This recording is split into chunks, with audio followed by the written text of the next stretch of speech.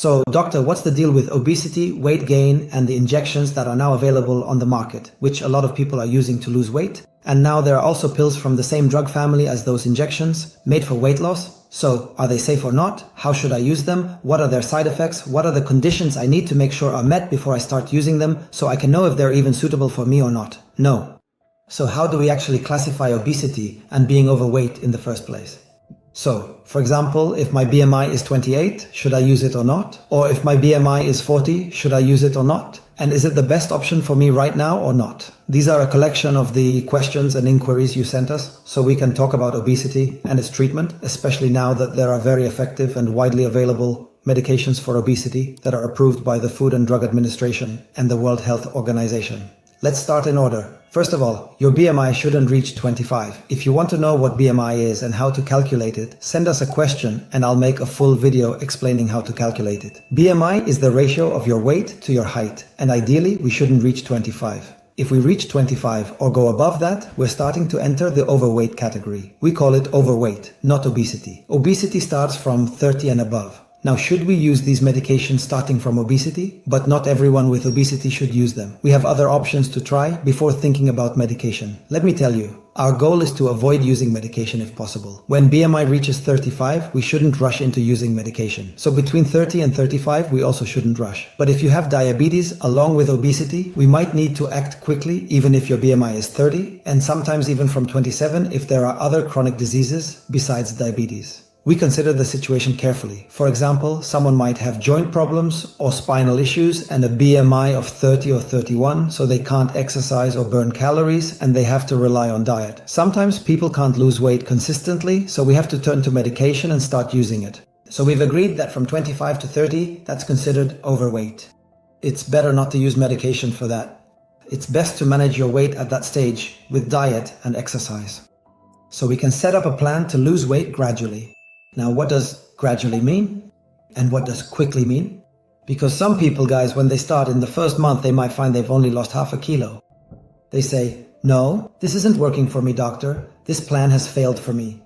Let me tell you, to consider a plan successful, whether it's diet, exercise, or medication, we evaluate it over 3 to 6 months from when we start, and we say that at least a 5% to 7% reduction in your weight is considered successful. So if your weight was 100 kilos and you lost 5 kilos in 3 to 6 months, that's considered a success. I know this might not be satisfying for some people, but to be fair, we can't say the plan has failed if you've lost, say, 6 kilos, 7 kilos, or even 5 kilos. You need to be patient, and it should be clear to you that you're doing great and that you're on the right track when you lose 1.5 kilos or 2 kilos in the first month, and then another 1.5 kilos or 2 kilos the next month. We're on the right track. Not everyone can take medication. There are warning signs for certain people. If you have a family history of thyroid cancer, or a personal history of thyroid cancer, or if you've had issues with pancreatitis or gallbladder inflammation. Now, some people haven't really experienced pancreatitis, but when we do our assessment, which includes tests before starting any program, and we find that your fat levels are very high, when fat levels are extremely high, the pancreas is at risk of becoming inflamed. So we adjust the fat levels to make sure the pancreas is safe as well. So we've mentioned thyroid cancer, pancreas problems, and gallbladder issues. There are also people who experience hypoglycemia,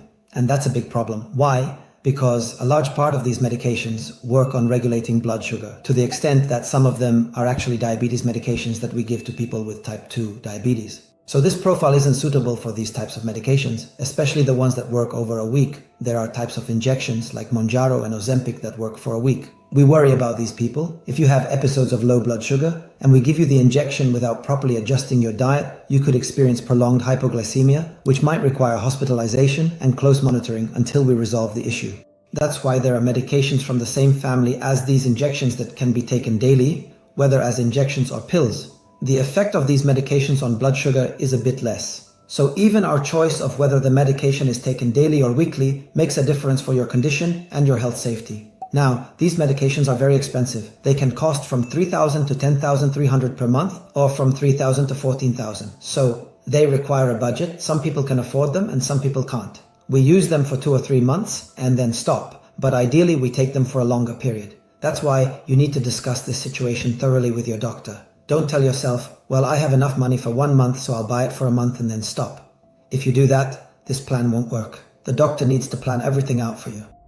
There is another issue. When people with type 2 diabetes are overweight and we start them on a treatment plan for weight loss, And as part of that plan, we use medications like Saxenda, Ozempic, Mounjaro, or Rybelsus. We worry about their blood sugar dropping, even if it is already well controlled with your current treatment. We are giving you medication that affects your blood sugar, even if indirectly, so we have to be cautious. If you are someone with another type of diabetes, especially if you use insulin, as soon as we start using this family of drugs, the sulfonylureas, which include Amaryl, Gliclazide, Dionyl, and Diatab, you need to go back to your doctor, because we will need to reduce the doses of these medications, both insulin and sulfonylureas, before starting the GLP-1 injections like semaglutide, liraglutide, Mounjaro, or Rybelsus, so you do not run into problems with your blood sugar. We also received a question about other concerns besides low blood sugar, pancreatitis, gallbladder inflammation, or the increased risk of thyroid cancer. The main general issue is digestive problems. Some people lose their appetite or experience vomiting at times, or have diarrhea. This is a very big problem, and your doctor will explain that it usually happens for a certain period, and we give you medications to reduce these symptoms until your body gets used to the medication. This is probably the most common side effect. If there is anything related to this topic that we have not discussed in this video, you can send us your questions in the comments, and we will answer them in another video to help you with this subject. I also recently had a quick meeting with the authority that sent us to talk about almost everything related to this topic. I just want to remind you not to forget that diet is important, and it is actually the most important part of any weight loss method. Do not forget that physical activity is also important for burning calories. Now that these medications are available, we should not forget the natural things we used to do and just take the easy way out with medication, because simply when you stop the medication, your weight might go back up again. I hope this video was helpful for you. If it was, please like the video and share it if you know someone who could benefit from the information in it. Don't forget to follow our channel, and we'll be waiting for your questions and inquiries in the comments. See you soon.